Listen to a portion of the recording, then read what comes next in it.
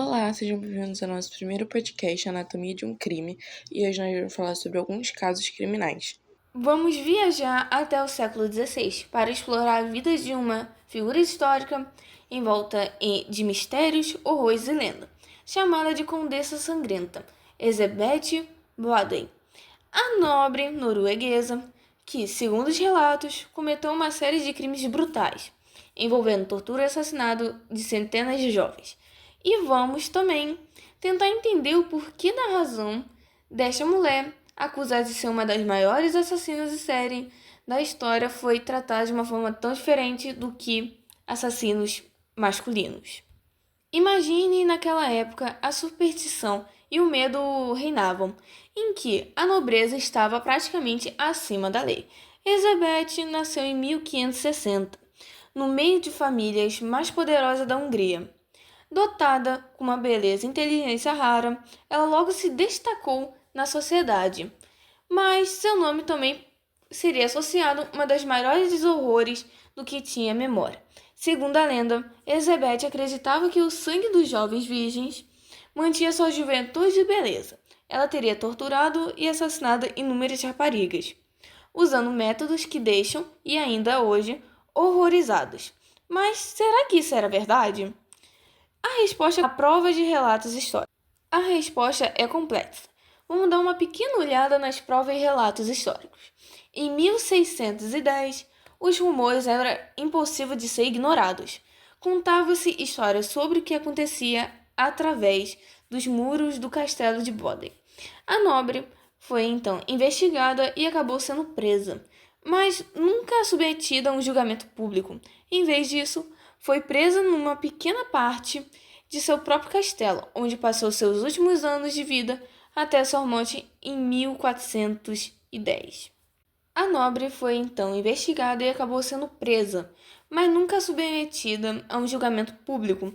Em vez disso, foi presa numa pequena área do seu próprio castelo, onde passou os últimos anos de vida até sua morte em 1614. E daqui entra a primeira pergunta. Por que Elizabeth, acusada de crimes tão macabros, não foi executada publicamente? A resposta começa pelos status sociais. Naquela época, o julgamento era exatamente desigual. Para a figura de alta nobreza como Elizabeth, um julgamento público seria visto como uma afronta. Afinal, ela não era apenas uma mulher rica e poderosa, ela era uma Boden, uma família influência que mantinha relações com a própria realeza. As execuções e punições severas eram relevantes aos plebeus.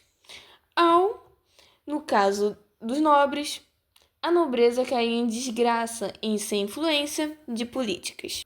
Outro ponto a se considerar é que, naquela época, as mulheres eram frequentemente vistas como incapazes de cometer crimes tão desumildes, sem serem motivadas por forças sobrenaturais ou de influência de terceira pessoa. Assim, as autoridades poderiam ter hesitado em acreditar numa mulher, poderia ter a mente por trás de atos tão cruéis. E, por isso, o caso de Elizabeth era visto quase como uma anomalia.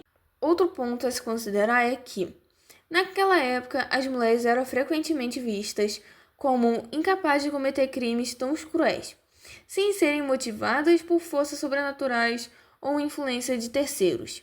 Assim, as autoridades poderiam ter hesitado em acreditar que uma mulher poderia ser a mente por trás de atos tão cruéis. E por isso, o caso de Elizabeth era visto como uma anomalia. Ao ser presa no seu próprio castelo, as autoridades conseguiram manter a espécie de ordem entre a nobreza, evitando restrições de terras que poderiam abalar o equilíbrio do poder. Elizabeth foi mesmo uma monstruosa assassina que a história pintou? Ou será que a sombra da corte estava com outras mãos a movendo peças para sua própria destruição? Muitos historiadores modernos acreditam que as famílias nobres competiam ferozmente por poder e influência. Elizabeth, viúva e dona de várias terras, era alvo vulnerável e, ao mesmo tempo, exatamente tentador. Pensamos no contexto A Hungria viva sob grande pressão política, dividindo entre domínio de viva sob grande pressão política, dividindo o domínio entre os Habsburgos e constante ameaça otomana e as intrigas internas entre nobres. A vasta riqueza da condessa era uma tentação impossível de ignorar para qualquer um que procurava expandir seus domínios. O principal acusador de Elizabeth foi o próprio rei da Hungria, Matias II, que tinha uma dívida significativa com a família da Elizabeth. Ao ordenar a investigação e prendê-la, Matias pôde acumular essa dívida. Num movimento inteligente e conveniente, não acho? Além disso, confirmou a investigação de um dos seus homens de confiança, que também era o rival da família, um investigador de imparcial, talvez? Nem tanto. Então temos as provas. Disse que, no julgamento, tiveram várias testemunhas relatando sobre a tortura, as supostas crueldades de Elizabeth, no que deixava a pensar que até um ponto esse depoimento foram genuínos. Eram relatos de empregados e conhecidos da condessa, mas muitos foram obtidos em condições de tortura extrema. Um método comum naquela época, mais do que foram a variedade das confissões duvidosas. Afinal, quantos de nós não confessaríamos qualquer coisa para escapar da situação de dor e tormento? E os banhos de sangue? Curiosamente, a imagem famosa de Elizabeth banhando-se no sangue de uma jovem virgem surgiu apenas a década depois de sua morte, perpetuando por contos populares depois da ampliada pela literatura gótica. Esses contos encaixavam bem numa narrativa de horror que atraía a imaginação de uma sociedade fascinada pelo sobrenatural e pelo excesso da nobreza. Alguns historiadores especulam ainda que Elizabeth possa ter sido a vítima disso tudo. Era raro, na altura, em vez de uma mulher rica, poderosa governar uma tamanha autonomia. A própria ideia de que uma mulher poderia exercer poder de uma forma tão absolutista era para muitos ameaçadora. Ao relatá-las como uma figura demoníaca, transformando a condessa sangrenta aos seus inimigos, poderia reduzir sua influência e justificar a sua queda. Assim, a história de Elizabeth coloca-se parente numa encruzilhada. A condessa foi uma das piores assassinas em série da história, ou a vítima por uma corrupção acumulada, ou tem falta de conhecimento, falta de... E é assim, deixamos uma de dúvida.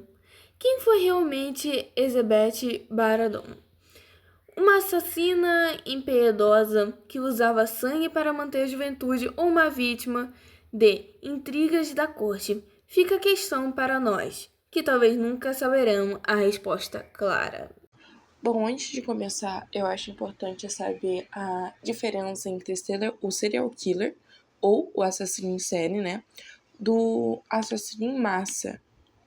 O que diferencia são poucas coisas, que embora sejam bem poucas e, né, sejam bem diferentes, assim, muita gente não sabe. Enfim, o que faz o serial killer, o assassino em série, é o tempo. O tempo em que eles matam as pessoas. O serial killer, ele mata em longos períodos de tempo. Ele matou uma vítima, hoje, aí daqui 3 dias, uma semana, ele vai matar outra vítima. E por causa desse período de tempo que ele tem que ser longo, ele costuma matar umas 3 vítimas, 2 vítimas, para ser considerado realmente um serial killer. Mas tem diferenças, se você for pesquisar. Existem lugares que falam que são 2 vítimas, e existem lugares que falam que são 3 vítimas. Enfim, se esse assassinato não ocorrer nesse período de tempo longo, a pessoa, o assassino, no caso, né, é chamado de assassino em massa. É o que acontece com o nosso famoso serial killer brasileiro, Lázaro, que na verdade não é um serial killer, porque se você pesquisar, posso estar falando besteira, mas se você pesquisar, aparece que ele matou 4 pessoas, eu acho que em uma fazenda, se eu não me engano. E foram as 4 de uma vez. Então ele não pode ser considerado serial killer, e sim assassino em massa, porque ele assassinou 4 pessoas de uma vez só. Temos também os motivos que levam a pessoa a realmente matar alguém.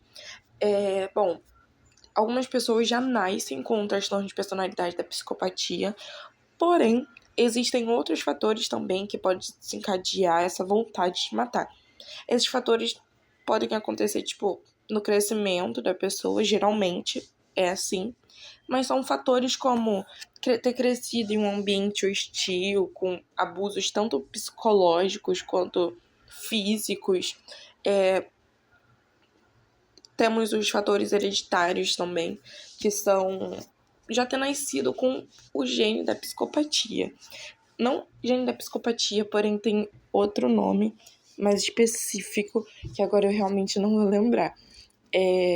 Mas eu acho importante ressaltar que a psicopatia ela não tem cura, porém ela tem tratamento, e existem sim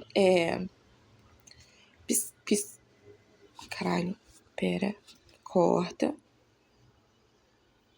E existem sim psicopatas, entre aspas, né, que, né, convivem em sociedade e às vezes a gente nem sabe.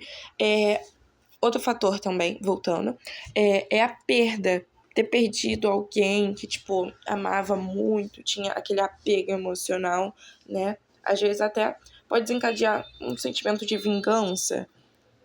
Dizendo assim, temos fatores como bullying, abuso, trauma, sem ser familiar, né? Tanto o familiar quanto o fora da bolha da família também afeta muito o psicológico. E temos simplesmente a fantasia, simplesmente ter prazer de matar, simplesmente gostar daquilo. Muita gente romantiza isso, mas realmente existem pessoas que gostam de matar. E é só isso. A italiana Leonarda Cianciulli, nascida no dia 18 de abril de 1894, foi uma serial killer conhecida pela forma que ela escondia seus cadáveres. A mesma utilizava os restos das vítimas para fazer bolos, misturas com vinhos, sabão e até mesmo ensopados com as carnes das vítimas. A italiana sempre teve a vida repleta de A italiana sempre teve a vida extremamente miserável, tendo sido amaldiçoada ainda no útero por uma bruxa, tentado se suicidar 2 vezes, além de ter sofrido abusos psicológicos de sua própria mãe quando ainda era criança. Após ter se casado com um homem pela qual a família desaprovava, a mãe de Leonarda a amaldiçoou pelo resto de sua vida. Após essa maldição, o casal se mudou para uma cidade italiana chamada Lauria, onde a Leonarda foi condenada e presa por fraude. Quando solto, o casal se mudou mais uma vez para uma cidade chamada Lacedônia, tendo a casa destruída por um terremoto. E mais uma vez o casal se mudou, porém dessa vez para o Córrego, onde acontece o assassinato de todas as vítimas de Leonarda.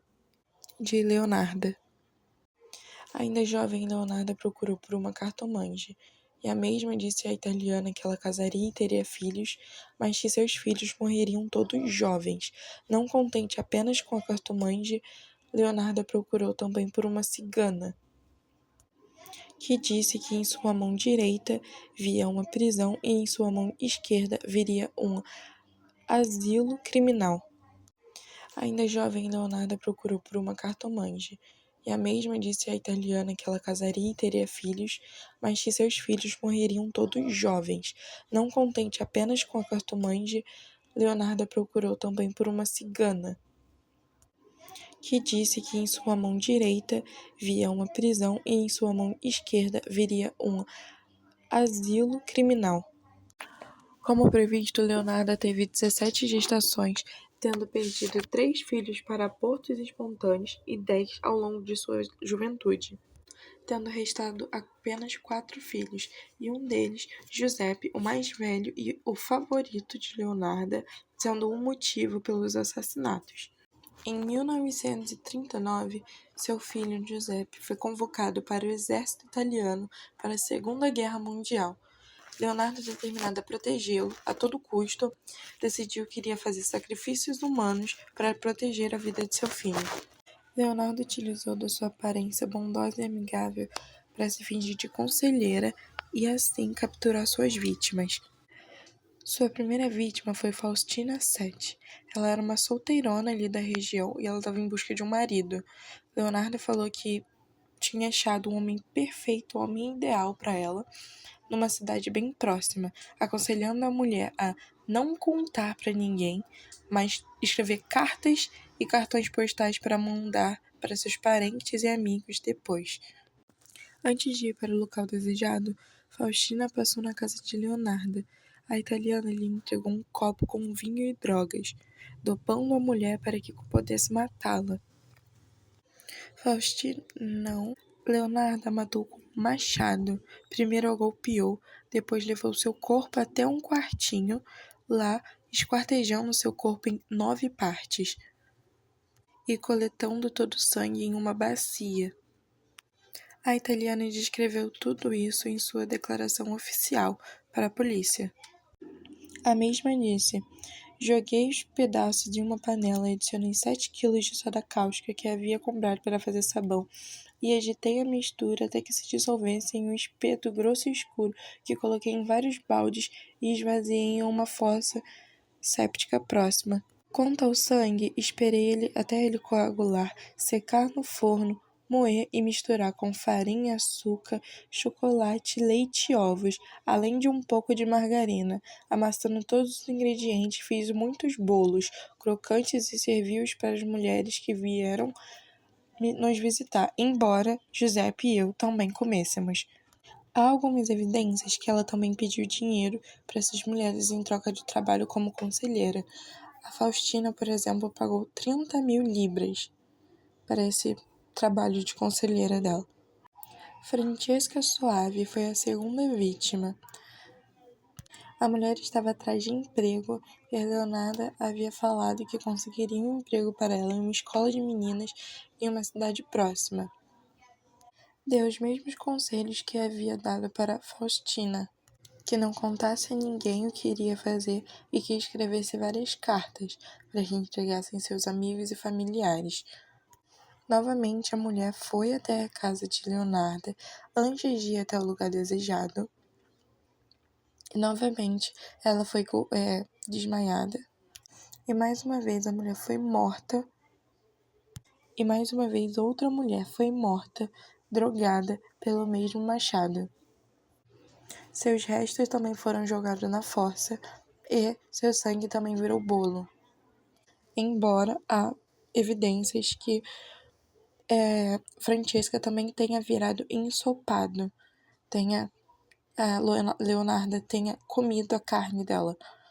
Ela acabou no pote como as outras duas. Sua carne estava gordurosa e branca quando derreteu. Adicionei uma garrafa de colônia e depois de muito tempo fervendo consegui fazer um sabão aceitável. Dei barras a vizinhos conhecidos. Os bolos também eram melhores. Aquela mulher era realmente doce. Diferente das outras duas mulheres, Virginia possuía mais dinheiro, então seu pagamento foi 50.000 libras, mais algumas joias sortidas, além de Leonarda ter vendido as roupas e sapatos da mulher.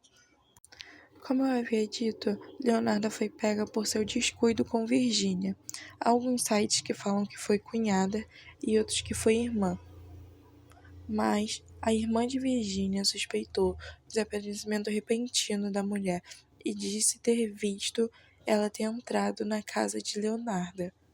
Após contar isso para os policiais, houve uma investigação e não muito depois, Leonarda foi presa. De primeira, a italiana não contou nada, mas após começarem a suspeitar do seu filho Giuseppe, ela abriu a boca. Após suspeitarem do seu filho Giuseppe, ela confessou todos os seus crimes para tentar salvar o filho da cadeia. Em uma das suas falas com policiais, a italiana fala: "Eu comi as desaparecidas, uma assada, outra estufada e outra cozida", deixando claro que ela não fez só bolos com as vítimas. Sua primeira vítima foi em 1940 e seu julgamento começou dia 12 de junho de 1946. E no dia 20 de julho de 1946, ela foi considerada culpada por homicídio triplo. A mulher foi presa por assassinato em série. A mulher foi presa por assassinato, canibalismo, ocultação de cadáver, vilipêndio de cadáver, fraude e roubo, pegando 30 anos de cadeia, mais 3 anos de asilo criminal. Também foi apreendido um machado, um martelo, uma serra e muitas facas de cozinha, como armas do crime. E dia 15 de outubro de 1970, ela morreu com hemorragia cerebral. Morreu com 76 anos. E esse é o caso da famosa fabricante de sabão do Correios. Jeffrey Lionel Dahmer, conhecido como Canibal de Milwaukee, cidade localizada no Wisconsin, Estados Unidos, onde nasceu. Foi um serial killer americano que esteve na ativa entre 1978 até 1991. Jeffrey é mundialmente famoso por conta dos seus atos, que incluíam não só homicídios, mas também canibalismo e necrofilia. O canibalismo consiste na alimentação de sua própria espécie, enquanto a necrofilia é um comportamento sexual, onde o indivíduo se sente excitado sexualmente por um cadáver. Ainda na puberdade, Jeffrey se descobriu gay, algo que não foi contado aos seus pais. Em entrevistas, Dahmer alega que foi nesse período em que suas fantasias começaram, onde ele desejava ter uma dominação completa do corpo de seus parceiros submissos, e, consequentemente, essas fantasias se misturaram com seus hábitos de dissecação, que o mesmo praticava desde pequeno. A dissecação consiste no estudo da anatomia, que seria a abertura/separação de organismos mortos, com o intuito de estudar diferentes órgãos. Porém, no caso do Jeffrey, essa dissecação servia como recompensa de seus atos, ou uma pequena lembrança de suas vítimas. Sua perturbadora trajetória começou na adolescência, mas foi nos anos 80 que tudo começou a piorar. Jeffrey atraía suas vítimas até sua residência, em sua maioria homens jovens, e cometia crimes como estupro, homicídio e também a aplicação de drogas sem consentimento, que é a razão para que não tivesse sido descoberto antes. Dahmer tinha como troféu o desmembramento de parte dos corpos de suas vítimas, onde, na sua captura no ano de 1991, muitos foram encontrados em sua residência, guardadas como recompensas dos seus atos. Quando questionado sobre suas motivações em fotografar e manter esqueletos de suas vítimas, Jeffrey respondeu: "Era um jeito de lembrar suas aparências, sua beleza física. Eu também queria manter. Se eu não pudesse mantê-los lá comigo inteiros, eu pelo menos queria manter seus esqueletos." Em 1991, Dahmer foi preso após uma de suas vítimas, Tracy Edwards, conseguir escapar e alertar os seguranças locais. O mesmo foi condenado por 16 assassinatos, embora tenha cometido 17, e sentenciado a 16 penas de prisão perpétua, que somariam no total 957 anos. Após a explosão do caso, muitos ativistas alegaram que o fato das autoridades não se importarem em pegar Dahmer foi por suas vítimas serem homossexuais, com exceção de um heterossexual. Havia também um componente racial. De suas 17 vítimas, apenas 2 eram brancos, com um sendo nativo americano, um que era multirracial, outros 4 que eram de diferentes raças e 9 que eram afro-americanos. Após sua prisão, em uma entrevista da CBS em 1993, Dahmer foi questionado sobre. Em seguida, ele respondeu: "Eu simplesmente escolhi a pessoa que achava mais atraente, independente da raça." No tribunal, 2 profissionais da saúde foram indicados para avaliar Dahmer de forma independente, sem instruções da acusação ou da defesa do caso, sendo eles o psiquiatra forense George Palermo e o psicólogo clínico Samuel Friedman. Palermo afirmou que os assassinatos foram resultados de agressão reprimida dentro dele.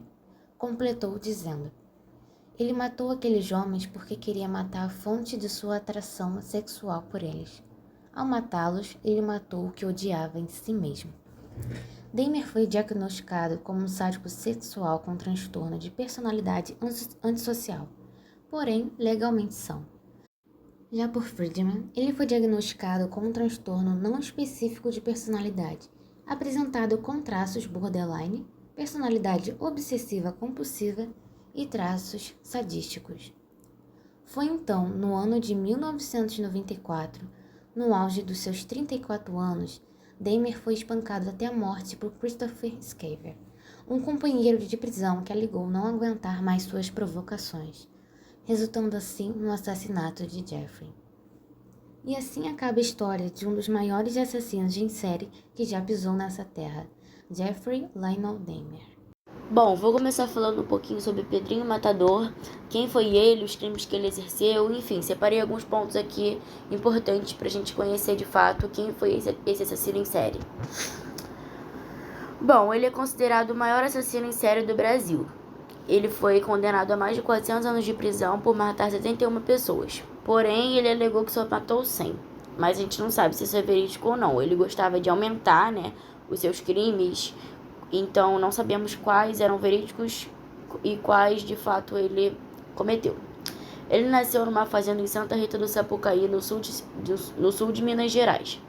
E ele nasceu com o crânio ferido por conta de uma violência doméstica praticada pelo seu pai, a sua mãe, quando estava grávida. Aos 9 anos fugiu de casa e chegou a viver por um tempo com seus padrinhos em Santa Rita do Sapucaí, quando fugiu outra vez para São Paulo. E aí, no entanto, ele começou, na capital paulista, a cometer roubos no centro e na zona leste da cidade. E ele começou a roubar bocas de fumo e traficantes, o que gerou muita rixa dele com esses traficantes e logo mais vocês vão entender alguns problemas que ele teve com isso. Antes mesmo de completar 18 anos, Pedrinho matou diversas pessoas. Segundo contava, em seu primeiro crime tinha 13 anos e após uma briga com o primo mais velho, teriam empurrado em uma prensa de moer cana e depois o matado com um facão. Porém, não existe registro do narrado. Ou seja, não sabemos se isso é verídico ou não. Pode ser que o primeiro crime que ele tenha cometido seja quando ele foi mais novo e que esse tenha sido mal contado. Bom, Pedrinho fugiu para Mogi das Cruzes, na Grande São Paulo, onde começou a roubar bocas de fumo, como eu falei, e matar traficantes. Conheceu a viúva de um líder do narcotráfico, conhecida como Bonitinha, e foram morar juntos. Assumiu as tarefas ilícitas do ex-marido de Bonitinha e logo foi obrigado, entre aspas, a eliminar alguns rivais, matando 3 deles. Morou em Mogi até sua companheira ser morta pela polícia. Pedrinho não escapou dos policiais, mas deixou a venda de drogas e acabou montando o próprio negócio. Envolveu-se depois com Maria Aparecida de Olímpia, por quem se dizia apaixonado, e ela chegou a engravidar, mas perdeu o bebê. Ele a encontrou morta a tiros, tendo depois torturado e matado várias pessoas para saber quem havia cometido o crime. Porque ele ficou revoltado, então ele queria achar quem a assassinou. Então ele começou a torturar muitas pessoas, ferir muita gente, para descobrir de fato quem cometeu esse crime. Quando soube de quem se tratava, um traficante rival invadiu uma festa de casamento com 4 amigos e matou, além do assassino de Maria, outras 6 pessoas, além de deixar 16 feridos. Na época, ele ainda não havia chegado à maioridade. Pedrinho foi preso em 1973 com 18 anos, após ser condenado a 128 anos de prisão. Já matou na rua, no refeitório, na cela, no pátio e até no bonde, o camburão na linguagem dos bandidos, e escreveu a revista Época. Então, essas foram algumas informações mais importantes que eu separei para falar um pouquinho sobre esse serial killer, um pouquinho dos seus crimes e também para vocês conhecerem um pouquinho dele. Bom, gente, esses foram todos os casos. Espero que vocês tenham gostado do primeiro episódio do nosso podcast, ou não, né, dependendo do caso aí. Mas obrigada por ter escutado até aqui. É isso, tchau!